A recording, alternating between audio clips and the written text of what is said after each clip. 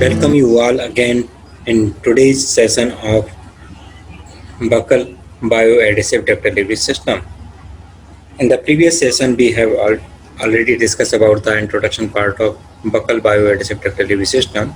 We are here to discuss about the basic component of Buckle Bioadhesive Drug Delivery System.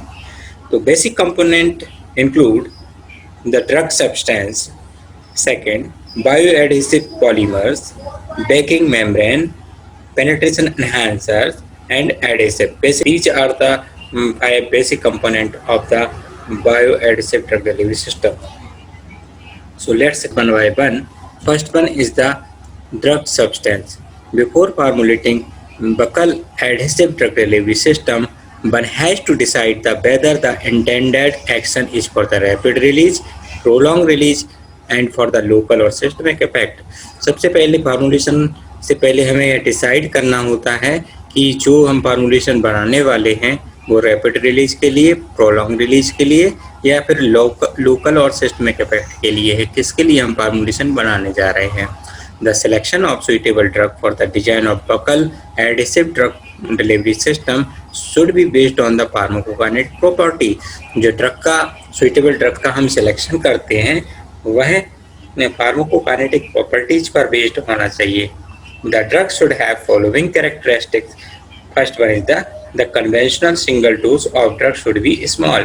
The dose size है वह small होना चाहिए, बहुत ज़्यादा large dose नहीं होना चाहिए. Second, the drug having biological half life between 2 to 8 hours. The biological half life drug की 2 से 8 घंटे के बीच में होना चाहिए. The Tmax of the drug show wider fluctuation or higher value when given orally. जब Tmax orally देने पर बहुत ज़्यादा फ्लक्चुएशन आता है या उसकी हायर वैल्यू आती है तो अब यह बकल एडिसिव ड्रग डिलीवरी के लिए सुइटेबल है. थ्रू द ओरल रूट में एग्जिबिट फर्स्ट पास इफेक्ट और the systemic drug elimination. Oral routes पर यह फर्स्ट पास इफेक्ट को एग्जिबिट करता है या प्री सिस्टमिक ड्रग एलिमिनेशन होता है तो भी वैसी ड्रग को हम सेलेक्ट कर सकते हैं. The drug absorption should be passive when given orally. जब ओरल देने पर ड्रग का एब्जॉर्प्शन पैसिव मैकेनिज्म को फॉलो करता है तो that is the ideal candidate for buccal adhesive drug delivery system. Second component is the bioadhesive polymer.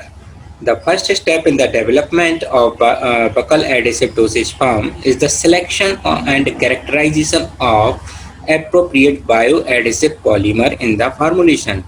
First step है जब भी हम बकल एडिसिव डोसेज फॉर्म बनाने जा रहे हैं तब से सबसे पहला स्टेप रहेगा selection and characterization of appropriate bioadhesive polymer in the formulation.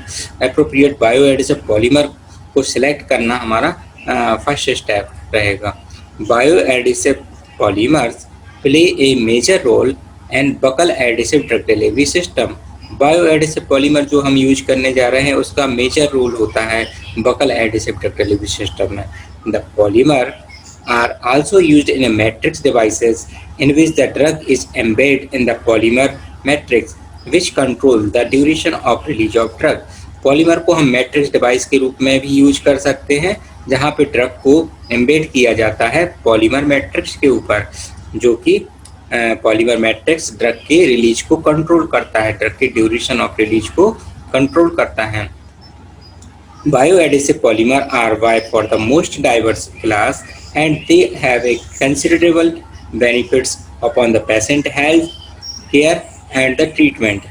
तो बायोएडिसिव पॉलीमर मोस्ट डाइवर्स क्लास है और इसके कई सारे बेनिफिट्स होते हैं पेशेंट हेल्थ केयर पर और ट्रीटमेंट के लिए. The drug is released into the mucus membrane by means of rate controlling layer और कोर लेयर. ड्रग रिलीज होती है म्यूकस मेम्ब्रेन में वह रेट कंट्रोलिंग लेयर और कोर लेयर के द्वारा होती है. A bioadhesive polymer which adhere to the mucin और epithelial surface is effective and lead to significant improvement in the oral drug delivery system. जो बायोएडिसिव पॉलीमर हम यूज कर रहे हैं वह इफेक्टिवली एडहेयर होना चाहिए म्यूसिन और एपिथेलियल सरफेस से. इससे हमें significant improvement oral drug delivery में देखने को मिलते हैं. An ideal polymer for the buccal adhesive drug delivery system should have a following characteristic. Ideal polymer कैसा होना चाहिए buccal adhesive drug delivery system के लिए, तो उसकी क्या प्रॉपर्टी होना चाहिए उसको हम यहाँ पे डिस्कस करेंगे. First one is the it should be inert and biocompatible with the environment. यह इनर्ट होना चाहिए और कंपेटिबल होना चाहिए एनवायरनमेंट के साथ में. और the polymer and its degradation product should be non toxic, absorbable from the mucus layer. जो पॉलीमर और उसके डिग्रेडेशन प्रोडक्ट हैं वह नॉन टॉक्सिक होना चाहिए, एब्जॉर्बेबल होना चाहिए म्यूकस लेयर के द्वारा. It should adhere quickly to the moist tissue surface and should possess some site specificity. तो यह easily quickly moist tissue surface के साथ में एडहेयर होना चाहिए और इसमें साइट स्पेसिफिक होना चाहिए कि स्पेसिफिक साइट से एडहेयर होगा. The polymer must not decompose on the storage or during the shelf life of the dosage form. जो पॉलीमर है वो स्टोरेज और सेल्फ लाइफ के दौरान उसका डिकम्पोजिशन नहीं होना चाहिए. The polymer should be easily available in the market and economical. जो पॉलीमर हम यूज करने वाले हैं मार्केट में इजीली अवेलेबल होना चाहिए और इकोनॉमिकल भी होना चाहिए. It should allow easy incorporation of drug into the formulation. Formulation में इजीली हम ड्रग को इनकॉर्पोरेट कर पाएँ, इस पॉलीमर के द्वारा किसी भी तरीके की डिफ़िकल्टी ना हो, प्रॉब्लम ना हो, तो ऐसा पॉलीमर हमें यूज करना चाहिए. It should allow easy incorporation of the drug in the formulation. So these are the ideal characteristic of the polymer or ideal property of the polymer for the buccal adhesive drug delivery system. Now move towards the criteria followed in the polymer selection. Polymer selection में कौन कौन से criteria हमें देखने पड़ते हैं. First one is the it should form a strong non-covalent bond with the mucin and epithelial surface. It should form a strong non-covalent bond. यह strong non-covalent bond बनाने में सक्षम होना चाहिए म्यूसिन और epithelial surface के साथ में. It should have a high molecular weight and narrow distribution. इसका molecular weight ज़्यादा होना चाहिए और narrow distribution होना चाहिए. It should be compatible with the biological membrane. Biological membrane के साथ में इसकी कंपेटिबिलिटी होना चाहिए. कुछ एग्जांपल्स हैं जैसे नेचुरल पॉलीमर में जिलेटिन सोडियम एल्जीनेट का हम यूज कर सकते हैं. सिंथेटिक और सेमी सिंथेटिक पॉलीमर में पीबीए, पीईजी, एचपीएमसी, कार्बोमर का हम यूज कर सकते हैं. Third one is the baking membrane.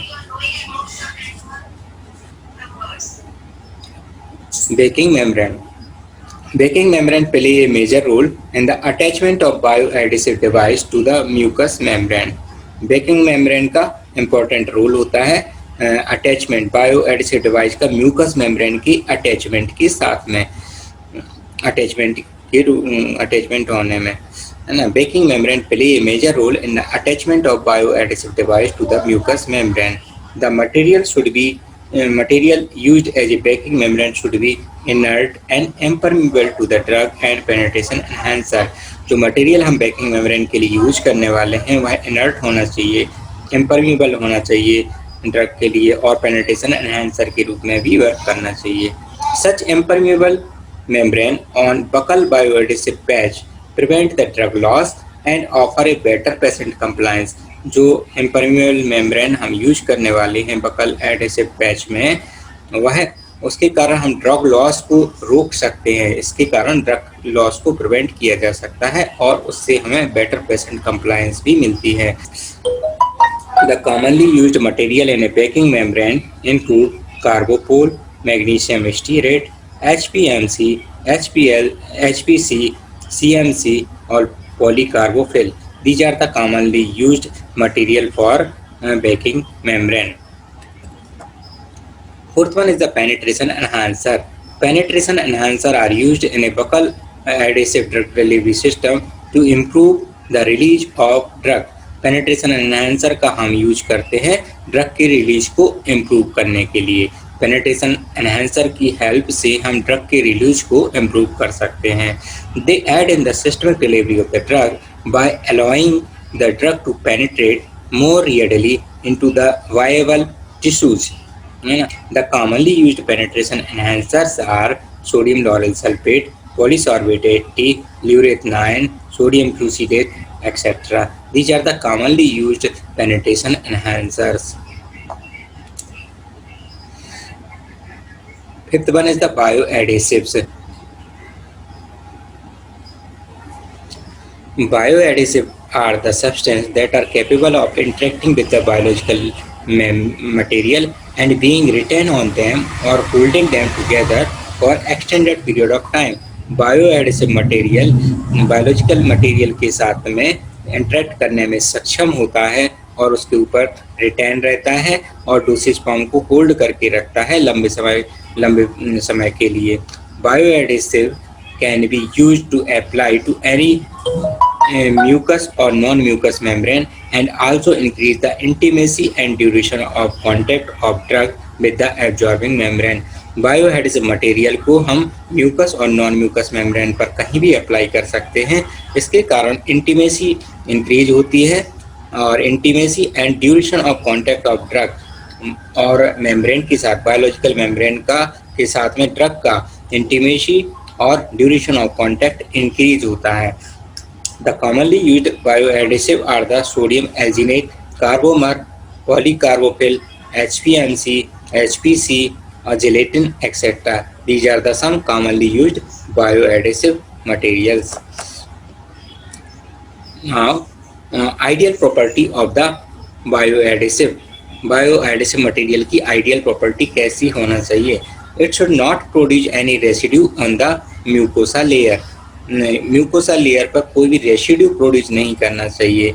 It should be inert and biocompatible with the biological environment. यह इनर्ट होना चाहिए, बायोकम्पेटिबल होना चाहिए बायोलॉजिकल एनवायरनमेंट में.